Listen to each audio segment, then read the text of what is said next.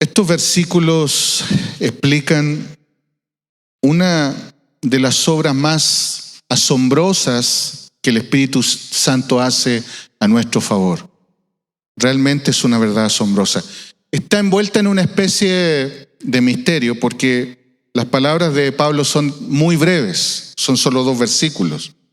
Pero él presenta esta obra del Espíritu como una realidad muy conocida para él, porque él mismo ha experimentado la ayuda que el Espíritu promete en este versículo. Mi objetivo este día es que usted, al ver los detalles de estos 2 breves versículos, se apropie de esta verdad, porque va a llenar su corazón de consuelo, de fortaleza, especialmente en esos días difíciles, en esos días cuando usted no sabe cómo orar, cuando usted no sabe qué orar, cuando no sabe qué pedir, cuando no sabe exactamente cuál es la voluntad de Dios en una situación en particular. No todo el tiempo en nuestra vida es así, pero hay momentos en que no sabemos. Hay momentos en que necesitamos una ayuda. El contexto de este pasaje nos habla de cómo podemos enfrentar los sufrimientos de la vida. Todo esto comienza en el verso 18, donde dice, pues considero que los sufrimientos de este tiempo no son dignos de ser comparados con la gloria que nos ha de ser revelada. A partir desde ese versículo y hasta el versículo 25, Pablo nos dice que podemos enfrentar los sufrimientos considerando el futuro, considerando la gloria que nos ha de ser revelada. Y esto es un gran aliento para nosotros. Es como cantábamos el día de hoy, cantando acerca de lo que vendrá, del futuro que el Señor nos depara. Entonces eso nos alienta para poder soportar los sufrimientos de la vida. Pero ahora Pablo nos enseña que podemos enfrentar los sufrimientos de la vida a través de la ayuda que el Espíritu Santo nos da en el presente. Especialmente cuando estamos buscando al Señor en oración. Fíjese que desde el versículo 1 de este capítulo hasta el verso 27, Pablo explica la obra gloriosa que el Espíritu Santo hace en nuestra vida. Y creo que esto es mucho más grande de lo que nosotros alcanzamos a percibir. Mire, solo en este capítulo dice que a través del Espíritu es que nacemos de nuevo. Eso lo explica ahí los versículos 1 al 4. Que es por la presencia del Espíritu Santo en nuestra vida que hemos sido librados del poder del pecado. Eso dice el verso 2. Porque la ley del Espíritu de vida en Cristo Jesús te ha libertado de la ley del pecado y de la muerte. Es a través del Espíritu Santo que podemos agradar a Dios, porque el Espíritu Santo nos faculta para pensar, para desear y obedecer lo que Dios manda. Hermanos, es el Espíritu Santo que nos entrega esa voluntad, esa inclinación de querer conocer, de querer amar, de querer obedecer a Cristo. Si el Espíritu Santo no habitara en nuestro corazón, nosotros no buscaríamos a Dios. No tendríamos ni un deseo de buscar el rostro de Dios. Pero el Señor ha enviado a su Espíritu Santo en nuestra vida para que podamos conocer más al Señor, para que haya una inclinación en nuestra alma a buscar al Señor. Es por la presencia del Espíritu Santo en nuestra vida que nos asegura que en el futuro nuestro cuerpo será glorificado en la venida de nuestro Señor Jesucristo. Eso lo dice en los versículos 9 al 11. Es a través del Espíritu Santo que podemos hacer morir las obras de la carne. En otras palabras, el Espíritu Santo nos guía a la santificación. El verso 13 dice, porque si ustedes viven conforme a la carne, habrán de morir, pero si por el Espíritu hacen morir las obras de la carne, vivirán. Según el verso 16, es por medio del Espíritu que somos adoptados hijos de Dios. Y la presencia del Espíritu Santo en nuestra vida es la garantía de que recibiremos la herencia completa al final de nuestra vida. Eso dice el verso 23, donde dice que también nosotros mismos que tenemos las primicias del Espíritu, aún nosotros mismos gemimos en nuestro interior, aguardando ansiosamente la adopción como hijos, la redención de nuestro cuerpo. Como verá, la obra del Espíritu es tremendamente amplia en nuestra vida. Y es amplia porque habita en nuestro corazón.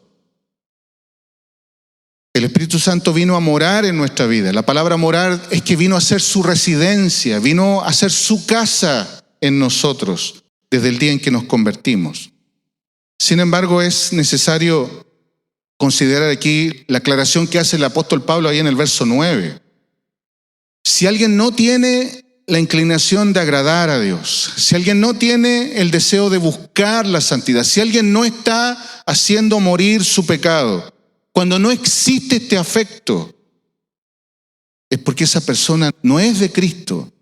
Así que todo este capítulo también sirve para hacer un examen en nuestra fe, si realmente somos de Cristo o no. En los versículos 26 y 27, el apóstol Pablo explica lo último respecto al Espíritu Santo en este capítulo. Y Pablo dice lo que el Espíritu Santo hace en nosotros cuando nosotros, en medio de los sufrimientos de la vida, buscamos intensamente al Señor en oración. Así que deja claro que el creyente verdadero va a buscar refugio en el Señor en sus días difíciles. Va a buscar intensamente al Señor cuando hay dolor, cuando hay angustia. Así que veremos cómo el Espíritu Santo obra a nuestro favor a través de la oración.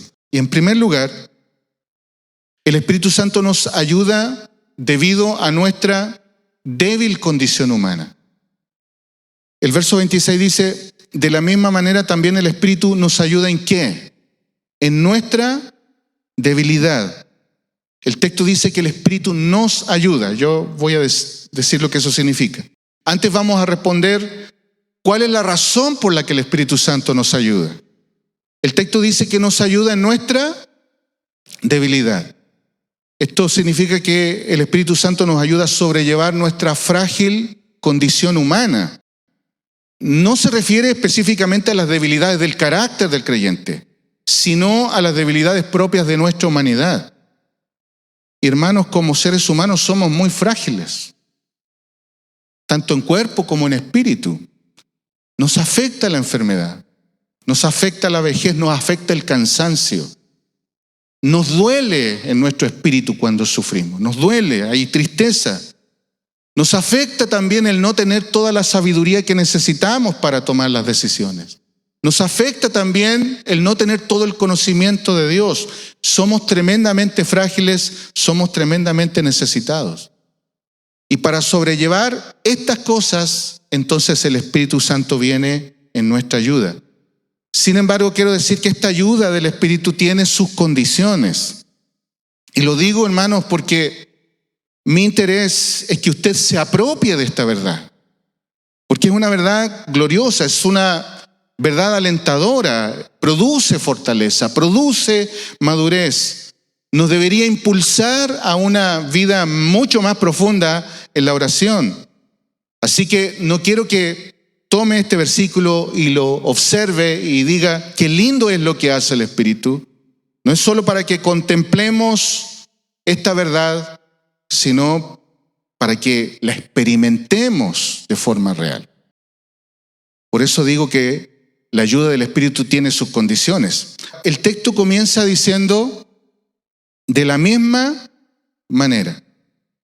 Esta frase nos indica que lo que va a decir se relaciona con lo que ha dicho anteriormente y especialmente se refiere a los versículos 22 y 23, donde dice, pues sabemos que la creación entera gime y sufre hasta ahora dolores de parto, y no solo ella, sino que también nosotros mismos, que tenemos las primicias del Espíritu, aún nosotros mismos gemimos en nuestro interior, aguardando ansiosamente la adopción como hijos, la redención de nuestro cuerpo. ¿Cuál es la relación aquí? Es la palabra gemir. La creación gime, nosotros gemimos y el Espíritu Santo gime. La palabra gemir significa suspirar, hacer un lamento. Es una expresión de alguien o de algo que anhela algo mejor, que desea algo mejor. Entonces, si observamos bien el texto, la creación entera tiene la conciencia de no estar cumpliendo su función original. Por eso gime, clama, anhela la manifestación de los hijos de Dios. Anhela ser renovada o restaurada en el propósito original de Dios. Y en este mismo sentido también se aplica ahí en el verso 23, para nosotros que gemimos, clamamos, según este versículo, para ser revestidos de la gloria eterna. Anhelamos el día, hermanos, que se terminen nuestras limitaciones humanas y podamos estar en la eternidad con el Señor. Pero también, según todo el contexto de este capítulo, este clamor nuestro es por santidad, es por transformación de nuestro carácter. Queremos ser semejantes al carácter de Cristo y anhelamos también eso. Por eso también gemimos, por ser cambiados, por ser transformados. Entonces el Espíritu Santo ayuda a quienes están en ese anhelo, a quienes tienen ese deseo de transformación, de que el Señor siga haciendo su obra santificadora en el alma. Por implicación, quienes no están orientados en ese objetivo de la vida no pueden recibir la ayuda que este pasaje promete. Quiero que entienda eso. Podemos decir de forma muy general, sí, el Espíritu nos ayuda, pero ¿a quiénes ayuda? Ayuda a quienes están orientados en el propósito de Dios. Yo le animo a leer este capítulo muchas veces. Entienda que hay un gemir, un sentir, que Dios haga su obra en nosotros, que Dios transforme nuestras vidas. Y cuando existe esa oración, entonces también tenemos la promesa de que el Espíritu Santo nos ayudará. Y explico esto también a través de otros dos pasajes importantes. En 1 Tesalonicenses 5:16 dice, estén siempre gozosos, oren sin cesar, den gracias en todo porque esta es la voluntad de Dios para ustedes en Cristo Jesús. No apaguen el Espíritu. Y la palabra apagar significa extinguir, refrenar, menguar. Y la forma en que se apaga el Espíritu, según el contexto de aquí del pasaje de 1 Tesalonicenses, si usted lo mira de forma más completa, es cuando un creyente no hace caso a la instrucción dentro de su iglesia, no hace caso a la exhortación de sus líderes. Es cuando un creyente es ocioso, no ora constantemente, se congrega ocasionalmente, lee la Biblia muy a lo lejos. Entonces es imposible que el Espíritu Santo le ayude y esas cosas que no hace hacen que el Espíritu se apague en su vida, que la obra del Espíritu se detenga, que no pueda avanzar en el crecimiento del Señor. Entonces el Espíritu Santo no le podrá ayudar a menos que se arrepienta y se responsabilice de su vida espiritual. Y otro texto importante es el de Efesios 4:30, y creo que usted lo conoce bien. Dice, y no entristezcan al Espíritu Santo de Dios por el cual fueron sellados para el día de la redención. La palabra entristecer significa afligir, agraviar, causar perjuicio al Espíritu. Y en el contexto de este pasaje, el creyente entristece o detiene la obra del Espíritu en su vida cuando no abandona su pecado o no tiene disposición de abandonar su pecado. En el contexto de todo ese pasaje de Efesios 4, es cuando no se abandona la mentira, el enojo, las malas conversaciones, cuando mantiene amarguras en su alma, cuando no perdona. Todas esas cosas entristecen al Espíritu e impide que el Espíritu Santo tenga influencia sobre su alma, sobre su espíritu, sobre su mente.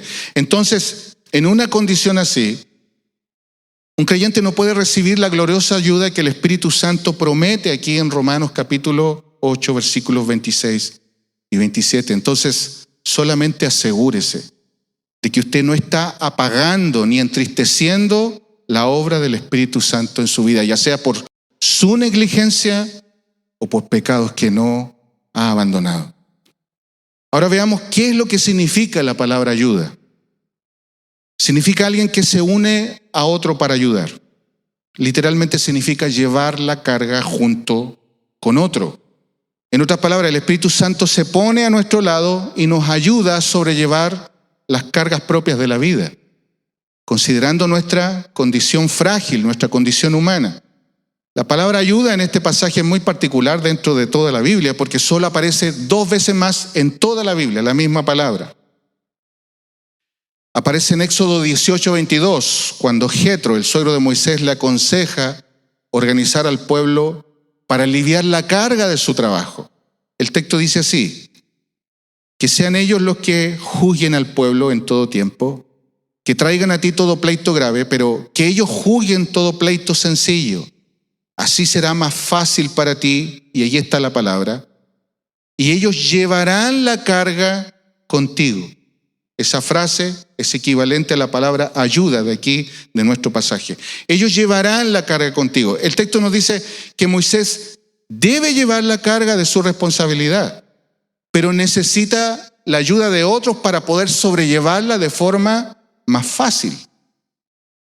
Y otro texto también donde aparece esta palabra ayuda, está en Marcos 10:40, dice que Marta le dijo al Señor: Señor, ¿no te importa que mi hermana me deje servir sola? Dile pues que me ayude. Todos sabemos lo que el Señor le respondió a Marta. Sabemos lo que el Señor le quería enseñar. Pero el punto que quiero que vea aquí es que definitivamente Marta estaba abrumada. Estaba sobrepasada en su trabajo. Ella necesitaba ayuda. Alguien que pudiera compartir la carga de su trabajo. Entonces estos 2 textos clarifican el tipo de ayuda que nos da el Espíritu Santo. Nos clarifica en primer lugar que cada creyente debe llevar su responsabilidad, debe llevar sus cargas propias que el Señor nos dice que debemos llevar, nuestras responsabilidades espirituales en fidelidad al Señor. Pero por otro lado, el Espíritu Santo nos ayuda a sobrellevar esa carga. Y esto es para que nunca nosotros seamos sobrepasados, para que nunca nos cansemos, para que nunca nos desanimemos. El Señor, a través del Espíritu, nos va a ayudar a sobrellevar las circunstancias, las responsabilidades, los problemas de la vida, junto también con nuestra responsabilidad de buscar al Señor. Entonces, básicamente, esta ayuda que recibimos del Espíritu Santo es porque Él conoce nuestra condición humana, sabe que necesitamos fortaleza, que necesitamos sabiduría, que necesitamos orientación, conocimiento, especialmente cuando estamos abrumados, cuando una situación causa dolor, aflicción, sufrimiento. En esos momentos la ayuda del Espíritu es mucho más intensa sobre nosotros. Es allí en esas situaciones donde de forma muy especial, muy sobrenatural, el Espíritu Santo viene en nuestra ayuda para soportar la carga que tenemos en ese momento. En segundo lugar, debido a que ignoramos los propósitos de Dios, no conocemos el futuro, el Espíritu Santo intercede por nosotros cuando no sabemos qué pedir, cuando no sabemos qué orar. El verso 26 dice: no sabemos orar como debiéramos, pero el Espíritu mismo intercede por nosotros con gemidos indecibles. Entonces la ayuda del Espíritu viene específicamente cuando estamos delante del Señor, confundidos, abrumados, desorientados por algunas situaciones que nos acontecen. Note bien, quiero volver a esto, que la ayuda del Espíritu está ligada a la responsabilidad del creyente cuando depende de Dios en oración. Este texto habla de la oración. Entonces quiero hacer notar que no se trata de una oración ocasional, sino de una profunda dependencia del Padre Celestial. Ya vimos ahí Romanos 8:15, donde Pablo nos enseña cómo debe ser nuestra dependencia de Dios. El verso dice: sino que han recibido el espíritu de adopción como hijos, por el cual clamamos, Abba, Padre. Es un hermoso pasaje. Y si usted recuerda, la palabra clamar aquí es la fundamental. Y la palabra clamar aquí es gritar, es pedir auxilio, es llamar con todas nuestras fuerzas cuando estamos en dificultad. Y llamamos con confianza a nuestro Padre Celestial. Un Padre que se compadece de nosotros, un Padre que sin duda vendrá en nuestra ayuda. Y así es como debe ser nuestra oración, con fe, con clamor, especialmente cuando estamos en un momento de aflicción, en un momento de adversidad, en un momento de confusión. El versículo 26 entonces nos dice que nuestras situaciones pueden ser tan complejas que no sabemos orar como debiéramos. Y note usted que Pablo se incluye a sí mismo, porque él también, como cualquier otro creyente, a veces también se encontraba en situaciones en donde no sabía qué orar, o cómo orar, o podía orar de forma equivocada. Por ejemplo, en 1 Corintios 12 dice que Pablo pedía al Señor que le quitara una especie de espina en su carne. Eso dice 1 Corintios 12:7. No sabemos exactamente a qué se refiere, pero lo más probable es que fuera una enfermedad que le causaba mucho dolor. Entonces Pablo oró para que se lo quitara. Oró, dice que 3 veces por esto. Eso significa debe haber orado intensamente por esto.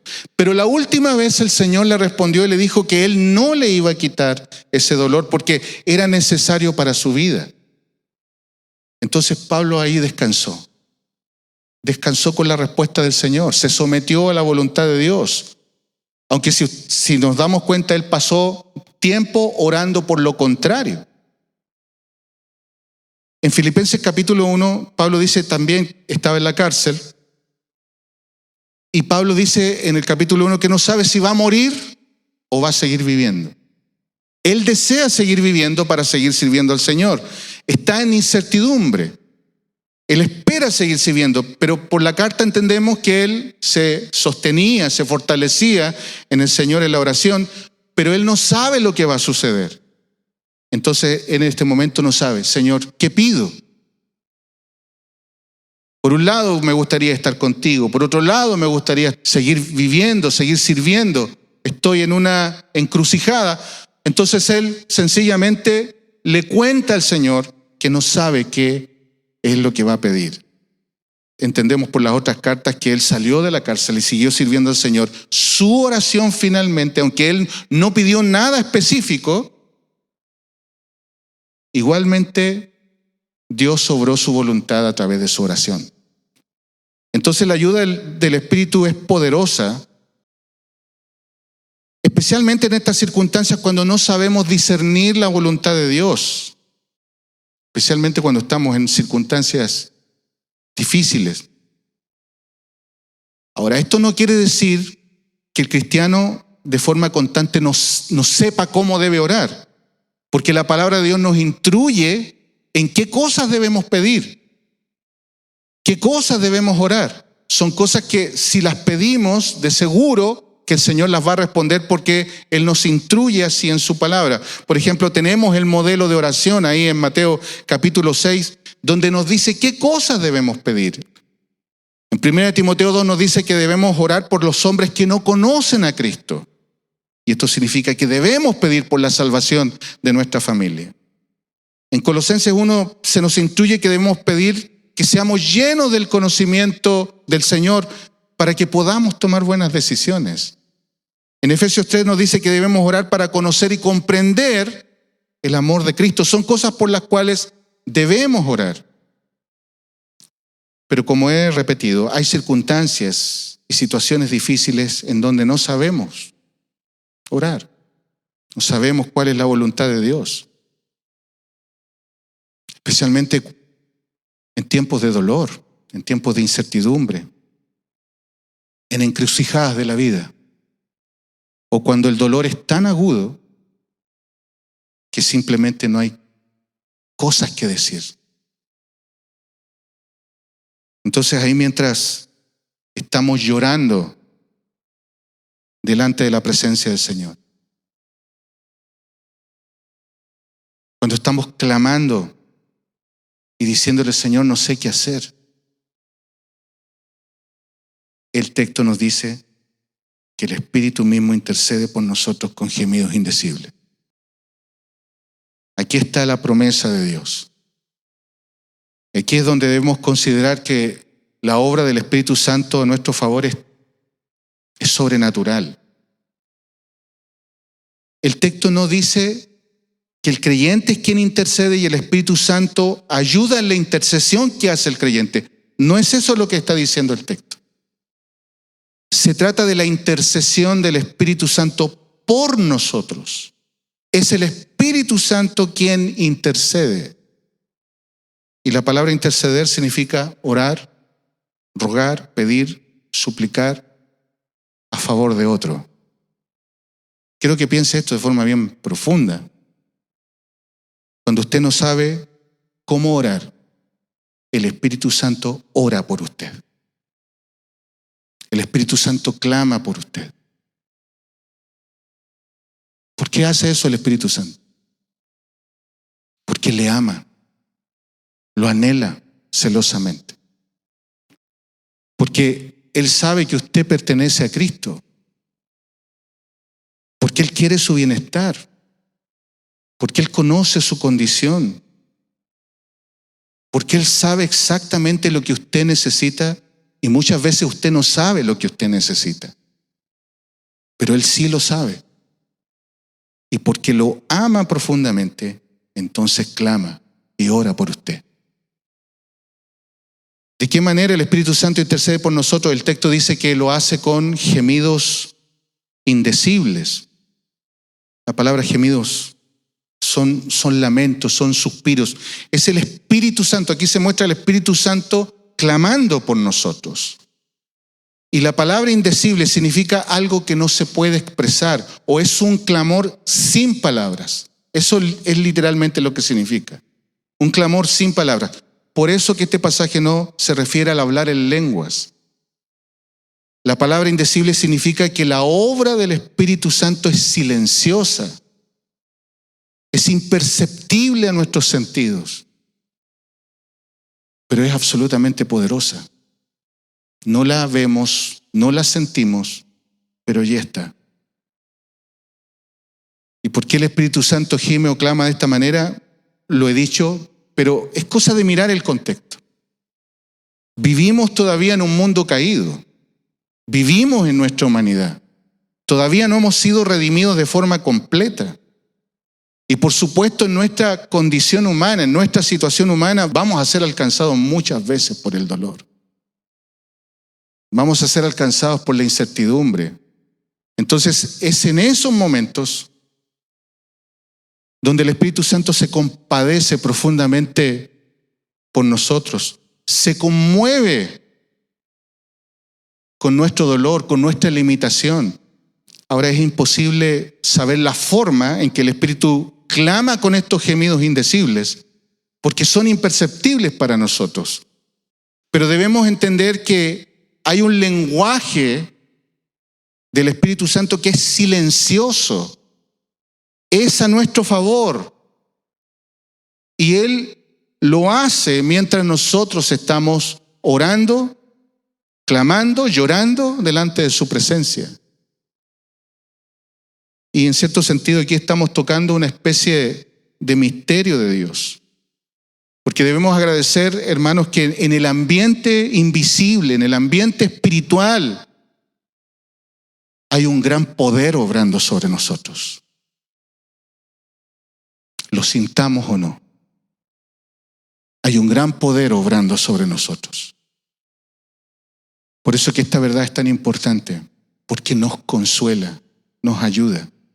Aunque nosotros no podamos comprender toda esta obra del Espíritu, podemos fortalecernos en saber que ninguna de nuestras oraciones, sean imperfectas, incluso si son incorrectas, ninguna de esas oraciones van a ser desechadas por Dios. Porque mientras oramos, Dios sabe, el Espíritu sabe lo que necesitamos.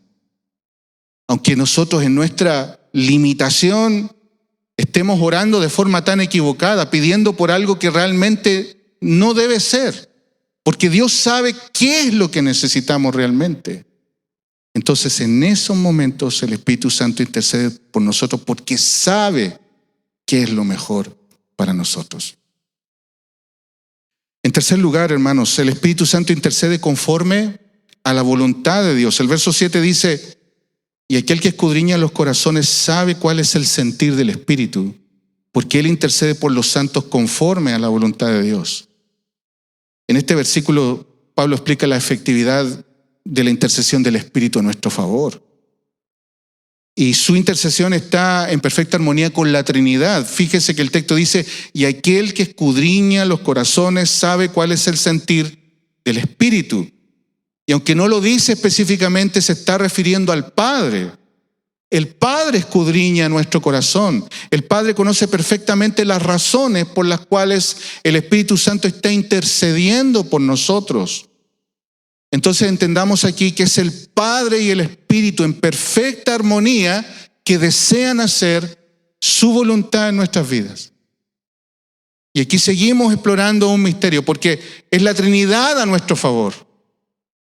Mientras oramos, mientras clamamos, mientras buscamos al Señor. Y luego dice, porque Él intercede por los santos conforme a la voluntad de Dios. El Espíritu Santo conoce perfectamente la voluntad de Dios. Conoce la voluntad moral de Dios, conoce la voluntad revelada de Dios, que es la palabra de Dios, la Escritura. Pero también conoce la voluntad soberana de Dios. Y esta voluntad, por lo general, nunca nos es revelada. Dios tiene un plan con cada uno de nosotros, como lo veíamos el miércoles pasado. Entonces, el Espíritu Santo orará por usted en esos momentos difíciles para que Dios obre su voluntad soberana. Para que la obra de Dios sea totalmente conforme al plan que Dios tiene para usted. Porque probablemente hay circunstancias que no sabemos, no comprendemos, no entendemos las razones, pero están dentro del plan de Dios, de lo que Dios ha destinado para nosotros. A nosotros nos gustaría saber todo lo que Dios tiene para nosotros, pero no es así como funcionan las cosas. Dios nos guía, Dios nos alienta. Hay un plan para nuestras vidas y hay cosas que suceden hoy que probablemente servirán para mucho tiempo más adelante, porque es parte del plan soberano de Dios. Entonces el Espíritu Santo, a través de nuestras oraciones imperfectas, pide por lo que realmente nosotros debemos pedir. Y el Padre oye y actúa conforme a la intercesión del Espíritu, porque como ya hemos dicho, nuestra humanidad y nuestra falta de conocimiento podemos equivocarnos en pedir. Pero Dios es tan bueno con nosotros y hace su voluntad perfecta. En este punto, hermanos, debemos considerar que nuestra vida está completamente segura en la mano de nuestro Señor. Completamente segura. Porque tenemos a nuestro favor la intercesión del Espíritu en esos días difíciles. Pero también tenemos la intercesión de Cristo allá en el cielo. El verso 34 del capítulo 8 dice, ¿quién es el que condena? Cristo Jesús es el que murió, sí, más aún el que resucitó, el que además está a la diestra de Dios, el que también intercede por nosotros.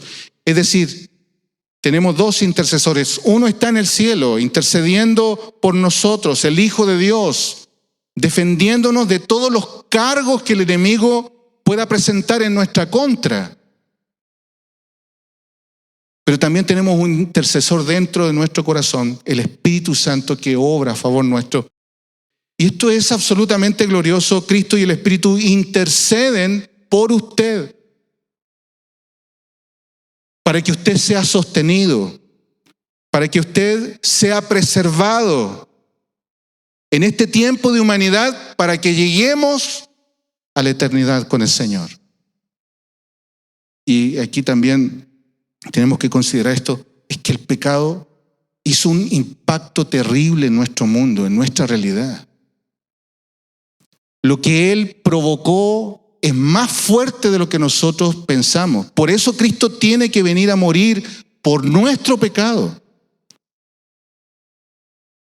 Y cuando nosotros nos convertimos al Señor, entonces Él, sabiendo el poder que tiene el pecado, pone un intercesor dentro de nosotros para guiarnos y orientarnos en esta vida, y Él está allá en los cielos intercediendo por nosotros. Todo esto para asegurar que un día estaremos siempre con el Señor, libres de todo pecado. Entonces Dios puso estos intercesores para que usted sea guardado del engaño del pecado. Hermanos, ¿qué debemos hacer con esta verdad? En primer lugar, esto nos llama a tener una vida de oración mucho más profunda, mucho más abundante, a tener una comunión mucho más estrecha con el Señor. Busque al Señor en su angustia, hermano. Busque al Señor, ore. Ore con desesperación, ore en medio de su dolor, ore mucho, ore con pasión. Ore con todo su corazón, ore con todas sus fuerzas.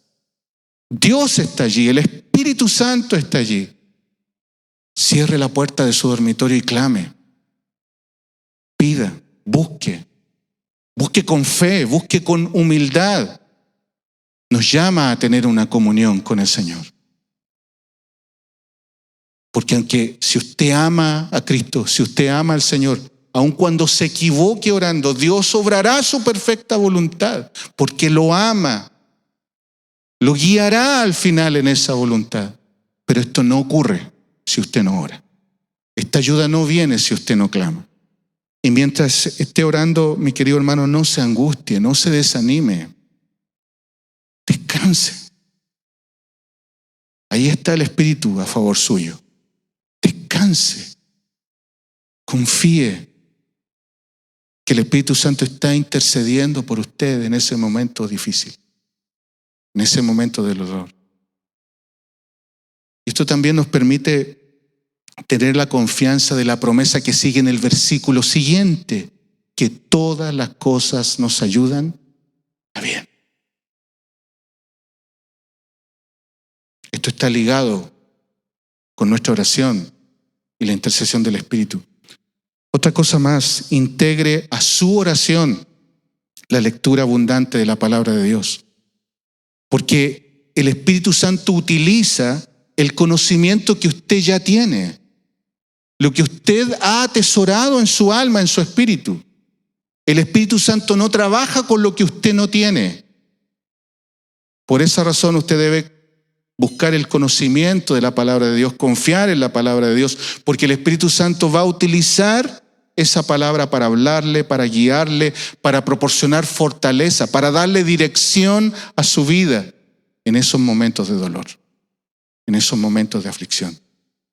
Así que, hermanos, abramos nuestros ojos para ver la poderosa obra que el Espíritu Santo hace a nuestro favor. Contemplemos con asombro el poder de Dios, el plan de Dios, la obra de Dios. Y el Espíritu Santo que Él ha puesto en nuestros corazones es algo extraordinario. Algo extraordinario, en lo cual debemos aprender a confiar. Pongámonos en pie, hermanos, vamos a orar.